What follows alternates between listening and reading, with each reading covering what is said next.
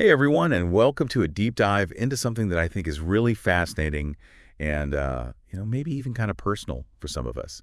Like when it comes to learning a new language, are we ever really too old to become fluent? You know, Mm. we're going to be unpacking some pretty groundbreaking research today, stuff from like Patkowski, Johnson, and Newport, and Snow and Hoefnagel-Hohle. These researchers, they really dug into the connection between age and this just amazing ability we have as humans to learn new languages. And, we've all heard those stories, right? Mm. About kids who just seem to soak up languages like sponges, Mhm. especially, in bilingual families. It almost makes you wonder, like, do they have some kind of secret? What's going on there? Well, there's actually a scientific theory that tries to explain this whole thing. It's called the critical period hypothesis, or CPH for short. Okay, so CPH, break it down for us. What's the deal with that? So the CPH, it basically proposes that there's this window of time, right? Primarily during childhood, when our brains are just primed for language acquisition. Like it's this heightened state of readiness for absorbing language, and it makes it seem almost effortless. But here's the thing. While the CPH offers some really valuable insights, it's not the whole story. So it's not as simple as like learn young or miss the boat entirely. Exactly. It's way more nuanced than that. To really illustrate this, let's look at this groundbreaking study by Oh, Patkowski. yeah, I remember this one. He studied those highly educated immigrants in the U.S., right? Mm. To see if they could still achieve that, like, native-like accent, even if they started learning English later in life. Spot on. He wanted to isolate accent from just like overall language proficiency because pronunciation is often considered like more susceptible to the whole critical period thing. So he studied 67 immigrants, and get this, he found that almost every single person who started learning English before puberty had basically like nailed a native like accent. Wow. Regardless of, like, any other factor. That's really impressive. But what does that tell us about those of us who, started learning a language a bit later in life? And this is the really intriguing part. Patkowski's study, it suggests that achieving near native fluency is possible, even if you begin later. It really challenges that assumption that age is the only IY determining factor. Well, so there's hope for those of us who didn't start, learning languages, like, basically in diapers. But what about grammar? Isn't that like a whole other beast to tackle? Oh, it definitely is. And thankfully, researchers like Johnson and Newport tackled that very question. They focused on how well people who learned English later in life could judge the grammatical accuracy of sentences, especially those tricky grammatical morphemes, those tiny bits of language that carry meaning and syntax, which is all about word order. So did their findings kind of fall in line with this whole critical period idea? To some extent, yeah. They found that the earlier their participants had been exposed to English, the better they did on these grammatical tasks. And by the way, their participants were native Korean and Chinese speakers. And interestingly enough, there was another study by De Kaiser that basically echoed these findings, and they highlighted the role of something called language aptitude, which is basically like a fancy way of saying some adults just have a knack for grammar even if they start learning a language later on. See, now this is where it gets a little bit tricky for me.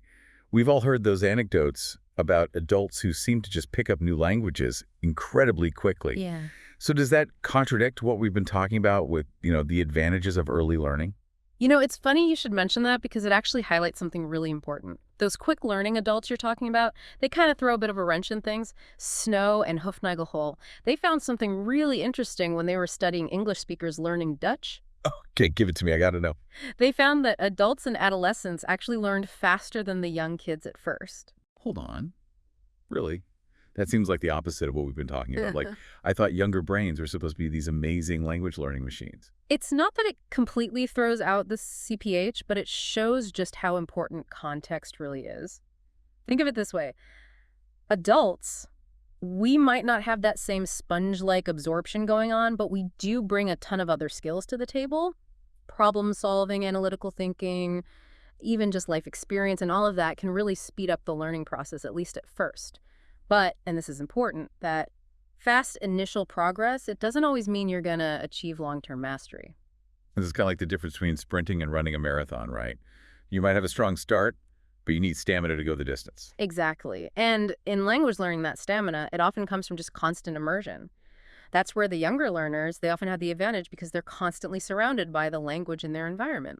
This is all so fascinating, but I'm sure our listeners are wondering, okay, so what does this actually mean for me? Like, if I'm thinking about learning a new language, or maybe my kids are starting to learn one in school, what should I be taking away from all this research? I think the biggest takeaway here is that it's not just about finding that magic age to start learning.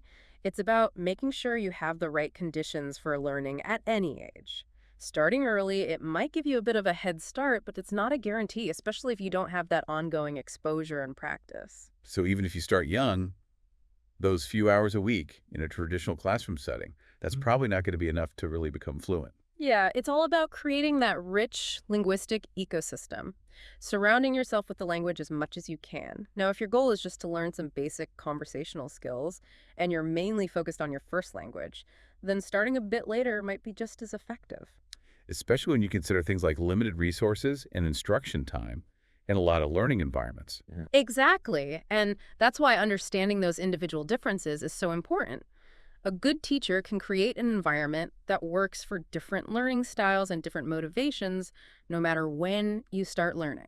So instead of trying to figure out the perfect age to start, it's more about figuring out our own strengths and creating the best possible learning environment, no matter how old we are. Right. It's all about recognizing that we all learn differently at our own pace, and that's totally okay. So it's not about like racing against the clock or anything. It's more about finding that right pace and the right approach for you.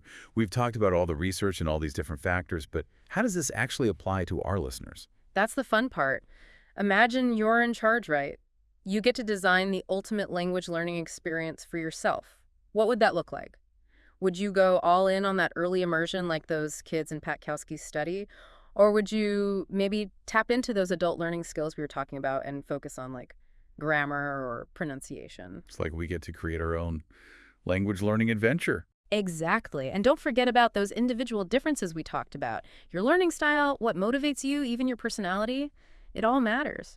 And hey, it's okay to experiment a little bit, see what works best for you. This whole deep dive has been so interesting. It's definitely got me thinking differently about my own language learning journey. So thanks for, lending your expertise to us today. Anytime. And remember, one of the most important things is actually something you have complete control over, your own curiosity and dedication. And there you have it. Age, it's a factor, but it doesn't have to define how we learn languages. We can take all these insights from the research and approach language learning with a fresh perspective and, a little bit of excitement. Keep exploring, keep asking questions, and keep that language learning spark alive. Until next time.